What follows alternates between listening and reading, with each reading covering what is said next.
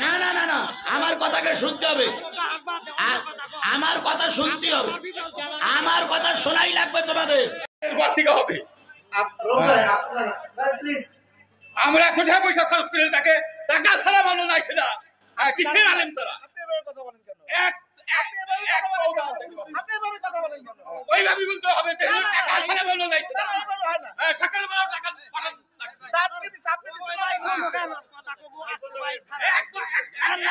দেখতে দিব না যদি এখানে ফেলা দেয় এইবার পাবনা নাকি এক পাও যাইতে দিব না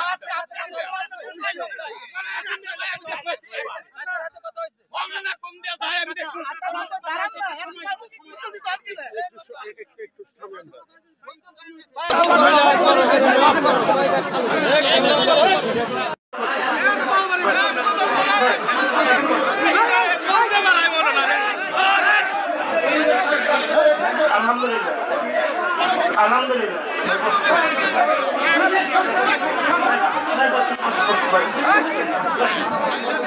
আলহামদুলিল্লাহ সম্মানিত ভাইরা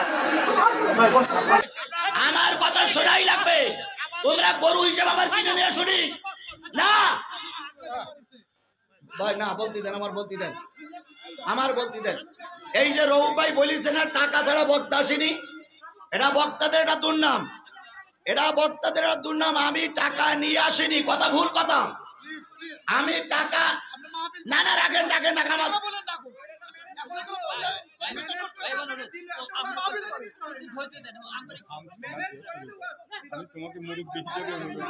যদি জেল খাটার জন্য অনুমতি দাও, আরো যদি রাজপথের অনুমতি চাও, সবকিছু দিতে রাজি, কিন্তু আমার এই মাথা তোমার কাছে ছাড়া কারোর কাছে নত হবে না, হবে না, হবে না। পারবেন? এই এই এই ওহদার পরে টিকে থাকতে পারবেন? এই ওহদার পরে টিকে থাকতে পারবেন? আমি আজিজুল ইসলাম স্বপ্ন দেখেছি, স্বপ্ন দেখাও খারাপ কিছু নয়, স্বপ্ন দেখতেছি আগামী দেশ হবে কোরআনওয়ালাদের দেশ। আমি গোটা বাংলাদেশের সবগুলো জেলায় এখনো সফর করে পারিনি, তবে বাড়ির থেকে বেরিয়েছে এবারে সফরে 13টা জেলা সফর করে, তারপর সাতক্ষীরায় 2 দিনের জন্য যাব, পরবর্তীতে আবার দিনাজপুরতে সফর করব। আমি সফর করে আমার যে অভিজ্ঞতা হচ্ছে বা হয়েছে, এই অবস্থা যদি বিরাজমান থাকে, ঠিক ঢাকা বিশ্ববিদ্যালয় যেমন ভূমিধস বিজয় হয়েছে, রাজশাহী বিশ্ববিদ্যালয় যেমন ভূমিধস বিজয় হয়েছে, আগামী নির্বাচনে দাঁড়িপাল্লার পক্ষে ভূমিধস বিজয় আসবে, আসবে, আসবে, আসবে ইনশাআল্লাহ।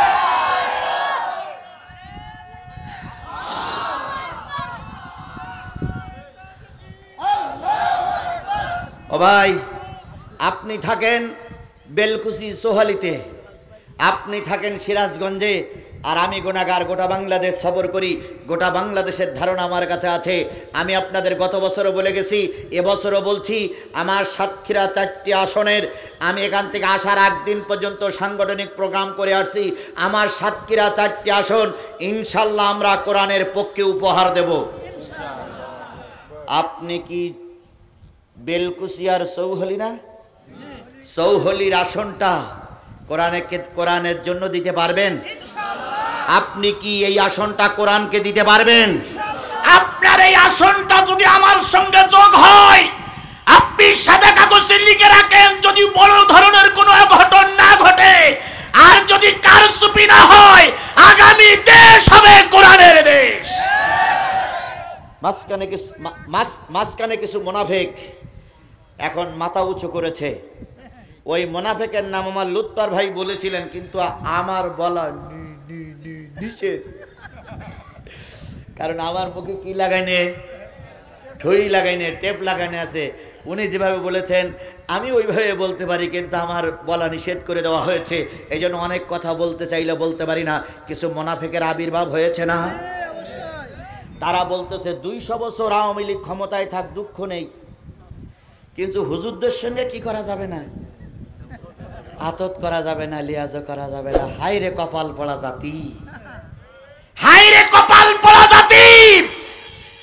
ঢাকা বিশ্ববিদ্যালয়ের যুবকরা চিনল, রিক্সাওয়ালা ভ্যানওয়ালারা চিনল, আমার বাংলাদেশে বাস করি অমুসলিমরা চিনল, আর আমরা টুপিওয়ালারা টুপিওয়ালাদের চিনলাম না। নাম অত দূর না বলি, টুপিওয়ালারা টুপিওয়ালাদের চিনলাম না, এটা আমাদের জন্য সুলক্ষণ না কুলক্ষণ? জোরে বলেন আছে না নাই? আমি সেই রাজনৈতিক দলের নেতাদের নাম নাই বললাম কারণ আপনারা সবই বোঝেন। বোঝেন না? 301 জন বক্তা ডেকে নিয়েছিলেন আমিরে জামাত, তার ভিতরে আমিও গুনাহগার, কেন যেন নাম পড়েছিল ওর ভিতরেই। আমিরে জামাত আমাদের ডেকে বললেন, বক্তারা মুখে ঠুই লাগাও। আমার মুখে ঠুই লাগাইনে, মুখ সেলাই করা ভাই না, দাম মুখে আসে কিন্তু বলতে পারি না কারণ নিষেধ আছে। উনি বলে দিয়েছেন যদি কারণ নাম বলতে হয়, যদি রাজনীতি করতেই হয়, এমপি যারা দাঁড়াবে, আমরা যারা রাজনৈতিক দলের নেতারা, আমরা রাজনীতি করব, আপনারা হুজুর হুজুরগিরি করেন, রাজনীতি করেন না। এবার ওটা তো বললো জনসমাবেশে খান সাহেব আসবে, খান সাহেব ছিলেন, তারপরে আমিরে জামাত ছিলেন, এরপরে সেক্রেটারি জেনারেল ছিলেন, 3 জন পাশাপাশি ছিলেন। আমাকে ইশারা করে ডাকা হলো, আমি গেলাম, যেয়ে প্রথম খান সাহেবের সঙ্গে সাক্ষাৎ করলাম। কে যেন ভিডিও করে সেটা আবার রেখে দিয়েছে, আমি ছাড়া আর কেউ ছিলাম না। খান সাহেবের মোসাফা করে খান সাহেব জিজ্ঞেস করতে, জিহাদি সাহেব কেমন আছেন? আলহামদুলিল্লাহ।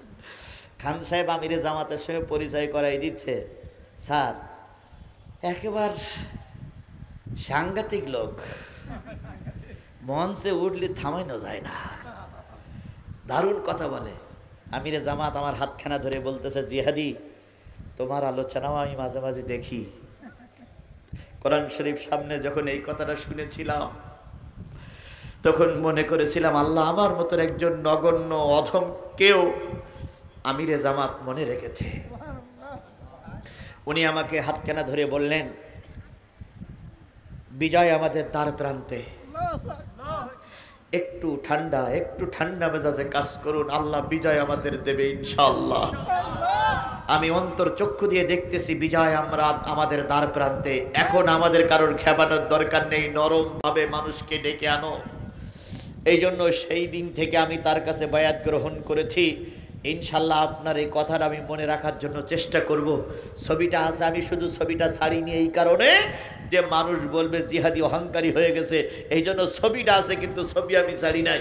সেদিন আমার যে বয়ান দেওয়া হয়েছে, আমার কানে যে মন্ত্র পড়া হয়েছে, ওই মন্ত্রের দিকে তাকায়ে আমি কথা বলছি, এই জন্য নাম বলতে চাইলেও বলতে পারছি না, আন্তরিকভাবে দুঃখিত।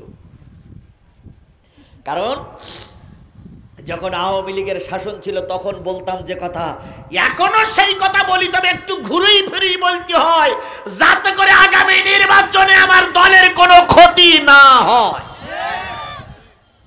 আল্লাহ আমাদের বোঝার তৌফিক দিক। তাহলে যে জিনিসটা বোঝাতে চাচ্ছিলাম, কোরআনের আইন বাদ দিয়ে নেতার আইন প্রতিষ্ঠিত করতে চায়, আর মনে মনে মূর্তি নির্মাণ করে মূর্তির গলায় মালা পরায় যারা শান্তি প্রতিষ্ঠিত করতে চায়, তাদের পরে কি আল্লাহর লানত। এ জাতীয় দল আমাদের দেশে আছে না নাই? তাহলে কিন্তু 2টা পয়েন্টে কথা বললাম, মনে রাখার জন্য অনুরোধ করছি। 3 নম্বর পয়েন্টে যাই।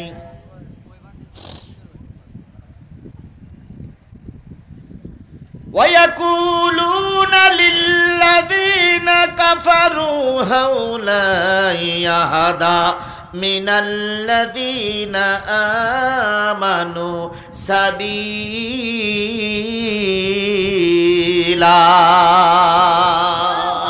3 নম্বর, ওদের উপরে আল্লাহর লানত, যারা মুসলমানদের ভালো খারাপ বলে আর কাফেরদের ভালো বলে, এদের পরে আল্লাহর কি? এদের পরে আল্লাহর কি? ভাই আপনারা 2-1 করে উঠতেছেন, এটা তো ভালো লক্ষণ নয়। আমি কয়টা পয়েন্টে কথা বলবো বলেছি? 7টা পয়েন্ট অন্তত শুনে যান। আমি তো ছোট করে বলতেছি, যত ছোট করে বলে আপনাদের জ্ঞাতার্থে বোঝানো যায়, দয়া করে না ওঠার জন্য অনুরোধ করছি, কারণ কোরআন দিয়ে কথা বলছি।